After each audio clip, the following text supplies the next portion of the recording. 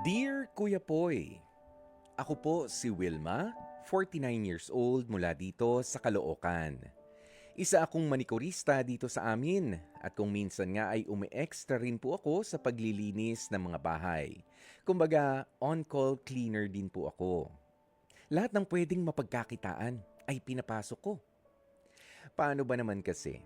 5 ang anak namin ng kinakasama kong si Buboy.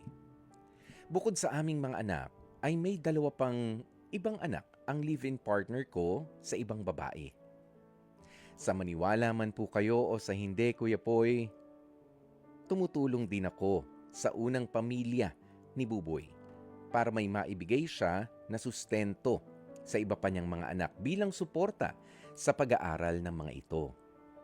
Ganyan ko po siyang tinanggap sa buhay ko. Ang masaklap nga lang ay wala ring trabaho ang unang nakarelasyon nitong si Buboy. Kaya bukod sa suporta para sa pag-aaral ng mga anak ng kinakasama ko sa ibang pamilya niya, ay nagde-demand din ito na suportahan din daw sila pansamantala para sa kanilang mga pang-araw-araw na mga pangangailangan at gastusin. Sa totoo lang, Kuya Poy, ilang buwan na pong ganito ang setup ko at ramdam na ramdam ko na rin na nahihirapan na talaga ako. Ilang mga kuko pa ba ang kailangan kong linisin para may maipangtustos ako, hindi lamang sa sarili kong pamilya, kundi sa ibang pamilya na umaasa sa suportang ibinibigay ko. Hindi na ako makapagtabi para sa future ng pamilya ko. Sobrang higpit na po nang hinigpitan ko na ngang sinturon. Pakiramdam ko po ay parang pasan-pasan ko na talaga ang mundo. Grabe talaga, Kuya Poy. Sobra-sobra na ang pagod ko sa nangyayari sa akin. Pero sa tuwing kinakausap ko ang mister ko, parang wala lang sa kanya. Walang kibo, walang reaksyon. Gusto kong magalit, pero parang wala rin namang mangyayari. Kaya ewan ko ba, grabe na talaga. Hindi ko na alam ang gagawin ko. Pero sa tuwing gagawin ko nga ang kausapin ng mister ko, hindi rin naman po siya naaalarma at kumikilos para kumita ng pera. Kung makakarating naman sa inyong programa ang kwento kong ito, sana po ay mabigyan ninyo ako ng payo kung ano nga ba ang dapat kong gawin sa mga oras na ito.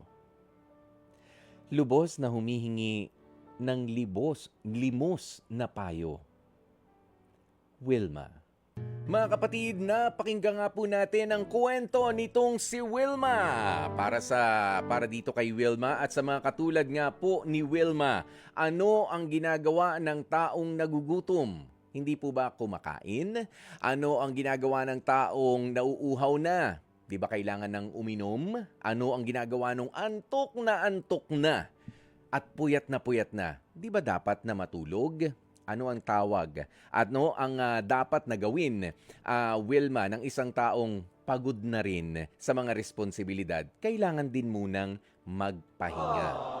Kailangan mong magpahinga at kailangan na ipasa na sa iba yung responsibilidad na unang-una para naman talaga sa kanila. Walang masama sa pagtulong doon sa at pagbibigay nga ng suporta doon sa mga responsibilidad nitong asawa mong si Buboy o kinakasama mo na si Buboy sa nauna niyang pamilya. Pero yung obligahan ka na ikaw na muna ang sumalo pati sa pang-araw-araw nilang gawain, aba, teka lang naman, ano yan, sineswerte?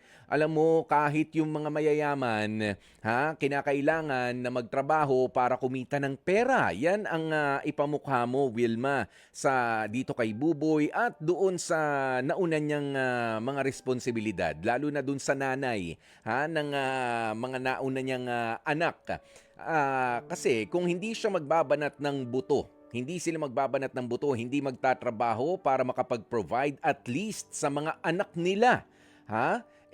Mag-isip-isip ka na at unti-unti mo nang idilat ang mga mata mo doon sa katotohanan na nagkamali ka dyan sa lalaking si Buboy. Walang sense of urgency ang tawag dyan, hindi marunong mataranta Nagugutom na ang mga inakay niya, nagugutom na ang mga anak, kailangan na ng suporta, kailangan ng kumita ng pera, pero nakanganga lang kasi nga nandyan ka pa. Nandyan ka tulong ng tulong. Putulin mo muna yung tulong na yan pagkatapos mong kausapin itong si Buboy. 'Di ba? Paliwanag mo sa kanya, pumasok ka, kailangan mong kumita ng pera at sabihan mo rin yung nauna mong kinasama, na kailangan niya ring kumita ng pera, hindi excuse na wala kasi. Laging wala talaga kung lagi rin naman na meron nakukuha sa'yo. 'Di ba? Laging walang pera yan, sasabihin dahil lagi ka rin naman nagbibigay. Kaya putulin mo na yung cycle. Ibahin mo yung sitwasyon. Mas kailangan ka ng mga anak mo, Hindi ka pwedeng magkasakit, hindi pwedeng sagad-sagad ang katawan mo sa paghahanap buhay at hindi pwede na isakripisyo pati yung iniipon mo para naman sa kinabukasan ng hindi lang iisa ang anak mo, Wilma, 5 sila na nakaasa sa'yo. Okay? Sila na muna ang focus mo ngayon. Kahit nga si Buboy, kung ayaw niya makipagtulungan sa'yo, ano muna, no? Sige na, maghanap ka talaga ng pero suportahan mo naman itong si Buboy, pero obligahin na rin na sila naman ay magtrabaho. Hindi ka pa pwedeng sumuko, at least para sa mga anak mo. Ganun na muna. Tigilan na ang pagtulong doon sa hindi mo na kaya naman talagang matulungan sa ngayon. At dyan na nga po natin tatapusin ang ating Dear Kuya Boy. Mga kapatid, dito tayo sa totoo. Dito na tayo sa True FM. Mag-subscribe at mag-follow na sa social media accounts at True Network PH sa FB, Instagram, X na dating Twitter, YouTube, TikTok, and podcasts.